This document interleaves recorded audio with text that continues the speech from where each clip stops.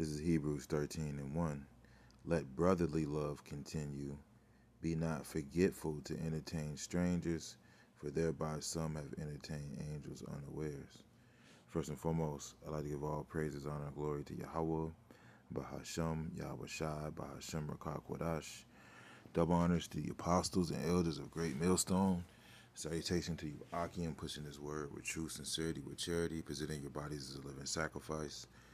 We who are ready to live salute you. And I was just chilling, just watching old episodes of Dragon Ball before I knock out, and I was watching the scene with Mr. Satan, Hercule, if you know about the cartoon, and Majin Buu, right? Majin Buu, he was a villain, you know, that basically turned into an ally. You know what I mean? And when you watch the cartoon, Hercule and Majin Buu, Majin Buu came to destroy the world and basically kill everybody, but it ended up becoming friends with Hercule. Very unlikely friendship. You know what I mean? You know, and it was such a deep love that they had for each other that Majin Buu would like literally kill anybody who even damn near looked at him wrong. you know, and made me think about this. Scripture, let brotherly love continue, man. All right, because this is only you know, I think I might title this lesson "Love is back and it's here." All right, love is back and it's here. All right, love is back, man. And what the scripture says, right, and that scripture also says some had entertained angels unawares, right? So the scriptures even say, talks about how the prophets that it says them that I will give for leaders, and it names off the prophets Zechariah, Jonah. It says Malachi, who is also called an angel of the Lord. Roughly paraphrasing that scripture, showing you that the men of the Lord are angels. You know. So we got to really be careful how we treat each other. Because we don't know who is who. I mean, I don't want to explain to the Lord that I offended Jeremiah or Isaiah, or, one of his beloved. I don't want to be guilty of that. You know. All right. But yeah, this is John 13:35. By this shall all men know that ye are my disciples if ye have love one to another. All right. And nobody else even knows what love is. Matter of fact, let me get it.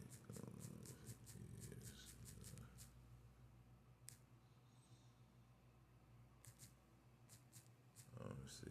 Yeah. Right. This is Romans 13:10. Love worketh no ill to his neighbors, right? And that's why love is the keeping of the law.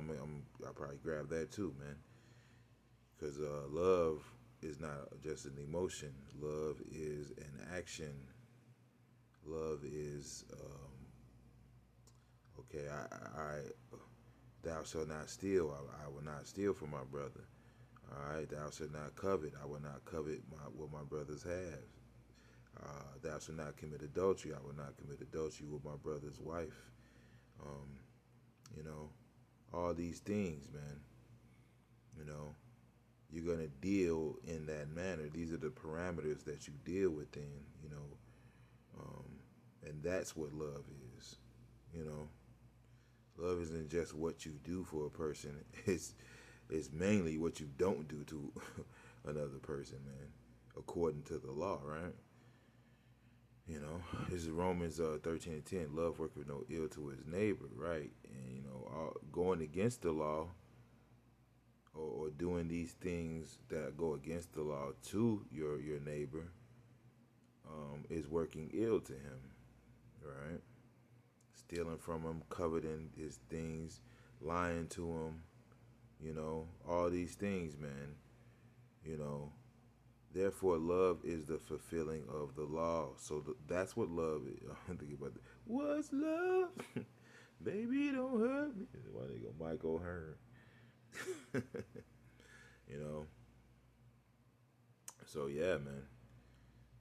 Just reflecting. Because it's been, as of late, it's coming out a lot. About how men can harbor and hold grudges and stuff. And I'm not gonna say I've never done that. I have done that. You know, I have done that. The Wadi Habashimi Al Shah wasn't taken by it. And I was able to overcome through the spirit, man. As the scripture says, vice shall not prevail against wisdom, man. You know, you know, you don't want to harbor ill will towards one of the Lord's men. You know, you know, ill will isn't bad. Having ill will for somebody in the right situation. We have ill will towards Esau. We have ill will towards we have ill will towards the 2/3. Okay. We hope Yahweh Shemi Ashah does horrible things to these motherfuckers, man. All right. But as far as the brotherhood is concerned, you know, we should have that love towards each other, man. You know, you shouldn't, sit there and think like, damn, that man, or think, like, or feel some kind of way when a brother come around. Like, damn, if that brother gonna be there, I don't want to be there. You don't want to have that kind of spirit, man. And we're dealing with a lot of different, personalities and spirits and stuff like that. Not everybody's gonna always get along, you know, and that's why here at Great Millstone we're pushing, applying Yahweh Shai, man. Why these other niggas out here trying to debate nothing? No, we're really trying to get you dressed and ready for this marriage that's coming, man. All right, you know, you're not gonna be saved because you want to debate, man. We're gonna be judged on how we treat each other. All right, it all starts here. What Scripture says. Hold on. This is 1 Peter 4:17. For the time has come that judgment must begin at the house of Yahweh. So, hey, look, man, this is where judgment is starting. All right, it starts with us. Everything starts with us. We are, we are the beginning. And if it first begin at us, what shall the end be of them that obey not the gospel of Yahweh? So what shall the end be of them that are not showing love? You know? Let me see.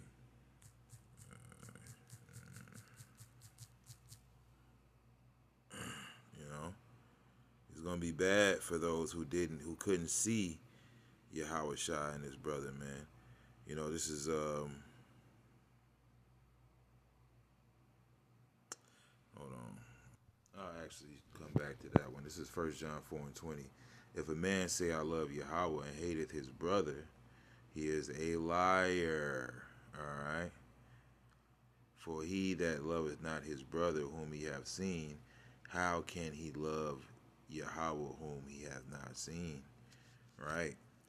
And the fact of the matter is, if you're not loving your brother, then you're not seeing Yahweh. You're not seeing Yahweh Shai. You're not seeing Yahweh Shai in him. All right. You're not if that's the case. So, just really being able to get over ourselves. Little things that might peeve us. No, it's not that we won't say anything about it. You don't just let a brother keep offending you. Then you're harboring stuff inside you. You know what I'm saying? You don't want to be like that, And sometimes, the Lord will send brothers to test you, man, to bring you to the brink, man. And just speaking for myself, man, just in my walk, I've had guys offend me greatly, man, greatly, man. You know, is you know, a lot of these guys ain't around no more. You know, because you know they couldn't see. Uh, you know, the point I really want to get to in this is one thing I've noticed about my walk is that you know I have a very how can I put it eccentric personality to say the least. So sometimes I can rub people the wrong way, you know, and you know I have a way that about myself that can you know invoke people not to like me, to say the least, or think certain things about me, or think this guy has a goofy personality. You know, when you have a goofy personality, sometimes people think that you're a bitch. You know, and that's one thing, man. You know, and a lot of guys the guys that I'm thinking about that aren't around no more. Two guys in particular. One of them was like one of the tallest guys that was in the Chicago camp. You know, the guy who smoked cigars. If anybody knows who I'm talking about. But yeah, the guy talks about sleeping with Madonna and gambling and shit. If you know, you know. But that guy, it's like, the Lord used me to make them offend. You know, like this is my personality. Like made them get out of order, and I've had that happen to me. You know, I've had certain brothers that brung the worst out of me. you know, the Lord could use a brother to bring the worst out of you, and how you react to it is pretty much how you're gonna get judged. And because of that, I learned a lot in this truth, man. Earlier on, I believe the Lord really loves me, man, because He would not allow me to offend. He didn't let me go on in my trespasses. Whereas I was being unmerciful, whereas I was being rash, whereas I was being quick to judgment, you know, being fucking merciless. You know what I'm saying? You know, and me of all people, right? you know, you know, you just got to learn how to get the fuck over yourself, man. And then when you do that, now you're seeing Yahweh Shai. Because what I'm learning is, man, is either you're seeing Yahweh Shai or you're seeing yourself, man. I gotta keep quoting this dream the brother had from the Milwaukee camp, under the Elder Menai Tazawam. Um, he had a dream about a guy that fell out of that camp. A beloved brother, which when he was a brother, I definitely loved him. He had a dream that he had got out, that man had got out of the shower, and it was all foggy, Then he wiped the mirror, and he saw Yahweh Shai and panicked. Then he started wiping the mirror frantically until he saw his own face, and then he was cool. Like, yeah, that's more like it. Yeah, and that's what I'm learning, through the Spirit. That's what we're learning through the Spirit is either we're seeing Yahweh Shai or we're seeing ourselves. We see men that are really here. These, I gotta think about these fucking clowns, man. Deke freaking his little minion. All right, the whole Genesis crew. All right, these guys don't got no real love towards each other, man. They don't have no real love towards each other because they don't know Yahweh Shai. It's impossible. It's impossible. You know, they're not looking. They're not checking for Yahweh Shai, man. All right, them niggas ain't checking for Yahweh Shai, man. You know, yeah, they're not a part of the body for a reason, man. Scriptures talk about if your right eye offends you, cut it off. Them niggas are cut off from the body of Yahweh Shai, man. You know, and how am I showing you love and I'm teaching you false fucking doctrine about to get you destroyed, man? Trying to get you destroyed, cause I'm rejected. Really, that's what it is. Spiritually, them niggas are rejected. I hate to segue into that. You know, the spirit is, you know, it is what it is. You know, but if you don't know Yahweh Shai, you can't have love, man. You can't, cause you don't fear Yahweh Shai. You don't fear Yahweh Shai, man. You capable of any damn thing, man. Which we're all capable of something, man. You know, but that what the scripture says, perfect love casteth out fear, man. You know, you fear and love are synonymous. They, you know, thinking about that song with Al Bundy, "Love and Marriage." Was it? You can't have one without the other.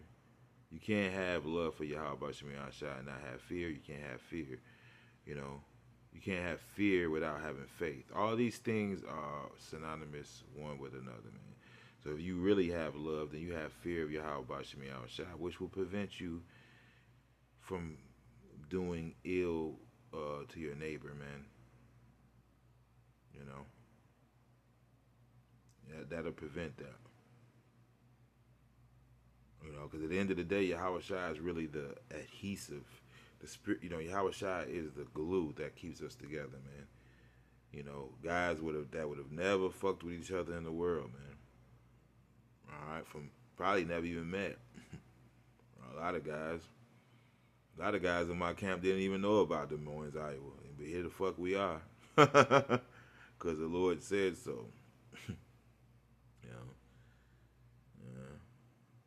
yeah, yeah. They had a army movie called Band of Brothers. You know, I watched a lot of army movies. I still don't remember that one. I think I need to watch that one. You know, but it's a little lesson I want to do just on, you know, just on blood brotherly loves, man. Because personally, man, you know, as Christ says in hold on, let me get it. All right, this is 1 Corinthians 14:20. Brethren, be not children in understanding, howbeit in malice be ye children, but in understanding be ye men. All right, and what is the child's attitude, man? I remember my Edomite homie. You know, he used to be my roommate. You know, back in the world. You know, he used to tell me a story about when we first started hanging together. I was like 12. He probably was like 11. But he said that you know, because he was from a rich fucking small hat family. Like this motherfucker's grandma was a multi-millionaire. You know, so I would love to go to his house, but for some reason he liked to come to my house even more. You know, and I'm in a basement apartment in the hood. He had more fun with me, he said, than he ever did. It's crazy, you know. But I remember he said he came to my house. He said, "Yeah, I remember we was playing with toys, man." He said, "I remember I came and took your toy out your hand, like a Ninja Turtle or something." And you said, oh well. And he just grabbed another toy. He kept playing. He didn't give a fuck. He said, "I never fucking been around. I'm used to being around rich fucking bastards, man." He said, "I've never met anybody like you." He basically said that, you know. And it reminds you of the scripture. It talks about how talks about virtue. It says, in fact, let me get it. Right, this is Wisdom of Solomon 4:1. It is better to have no children and to have virtue, for the memorial thereof is immortal. Right, because it is known with Yahweh and with men. Right, so virtue is pretty much is currency with Yahweh Bashem Yahweh Shai, man, because it encompasses faith, it encompasses fear, all right, it encompasses true love, right, it encompasses all those things, right. When it is present, men take example at it, right, and men, and listen, man, these men that are no longer a part of us no more, they can't never say that they wasn't around no true love, man. All right, they in the world now. They can't set $100 bill on the table now. All right, they can't set down their wallet now. They can't They can't they can't bring a woman to walk through. They can't bring nobody to sit on their couch and not fear that they might deal with a woman, man. They can't do that no more. They know that. Don't get it twisted, misconstrued. All right, none of that shit, man. They know that they was around real love, man. They knew they was around the light, man. And but that pride and them demons, man. You know, like a bitch, man. You had a little dick anyway. He ain't never want me no way. Yeah, keep telling yourself that. You know. Yeah, he was a narcissist. You know. When it is present, men take example at it, and when it is gone, they desire it. It weareth a crown and triumpheth forever, having gotten the victory, striving for undefiled rewards, right? And the elect men, the true brotherhood, they're striving for undefiled rewards, you know. So you don't gotta worry. So it's not gonna be about a podcast with us. It's not gonna be about a super chat or a check selling fucking breakdowns or selling any damn thing. It's gonna be true love and fear of Yahweh Bahashem Yahweh Shai, man, and for his body, man, and the men that he loves, man, the men that he know. What the scripture says. Hold on, shit. I don't know why I thought this was in Sirach, but in a way it was. If you're in the spirit, right? Proverbs 27:10. Thine own friend and thy father's friend forsake not, neither go into thy brother's house in the day of calamity, for better is a neighbor that is near than a brother far off. Right. Thine own friend and thy father's friend forsake not. Right. You know, and the prophets are our father's friends, whether we're talking about Yahweh or Yahweh Shai, because Yahweh Shai is likened unto a father as well. Because what happens when the father's not in the house, man? The big brother's the father now. He's making the rules now, you know. He's the voice you gotta fear now, right? And that's where we're at with it, okay? That's why that reverence has to be, the scripture says, reverence his priests, man. That reverence for the men of the Lord has to be there, man. It has to be cultivated as well, all right? I sit back and think about all the fucked up shit that the Lord could do to me if I offend his little ones, man. I sit back and I meditate on that, man. And then I realize that whatever I imagine is going to be a trillion times worse than that. The Lord will outdo every thought I've ever had and has already done it. Okay? So, you know, and I'll quote it again, perfect love casts out fear, man. You know? And the funny thing is, we talk about death so much, man. We talk about dying. You know, I'm willing to die for the truth, die for the... And niggas say that shit, man. You know, I'll risk it all, you know. What about living? What about living, man? Why death gotta always be the answer, man? Yahweh Shai said, I come that they may have life and they may have it more abundantly, man. Why gotta die for? Why die for?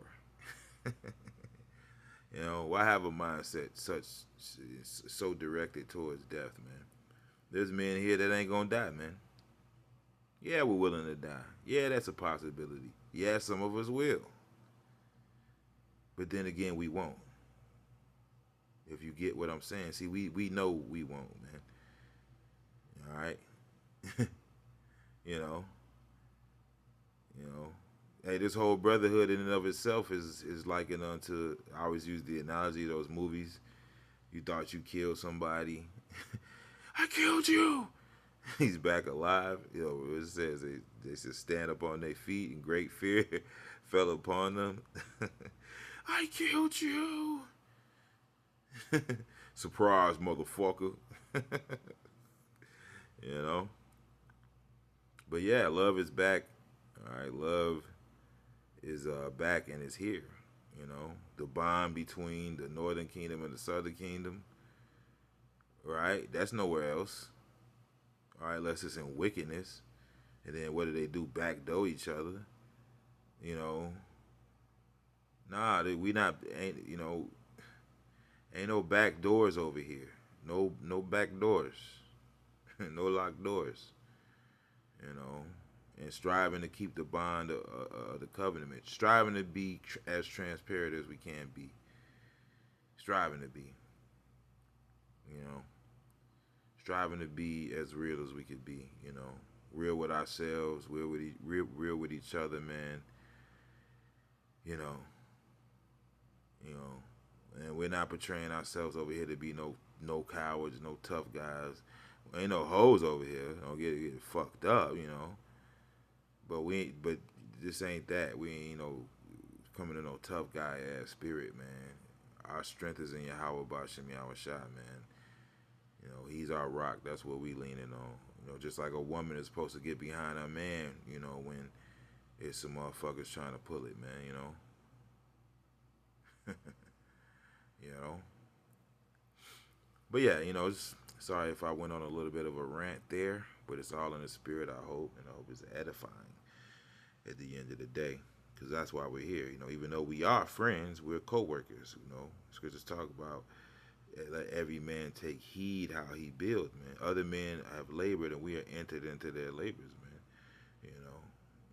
We're the newbies on the construction site. You know, but we're getting showed the kind of love as if we've been here the whole time. You know, hey man, you just got hired. Hey man, you just got here, man. Hey, you want some of my lunch? Man, I got an extra Gatorade. You know what I'm saying? You know. But yeah, it's a little lesson I wanted to do. I hope there was some edification within it. With that, I'd like to give all praises, honor, glory to Yahweh, Ba'ashem, Yahweh Shai, Ba'ashem, B'Kakwadash. Double honor to the apostles and elders of great millstone. Salutations to you, Akim, pushing this word with true sincerity, with charity, presenting bodies a living sacrifice. We who are ready to live salute you. Salawam, Kwam, Yasharala, and the Baba Ball.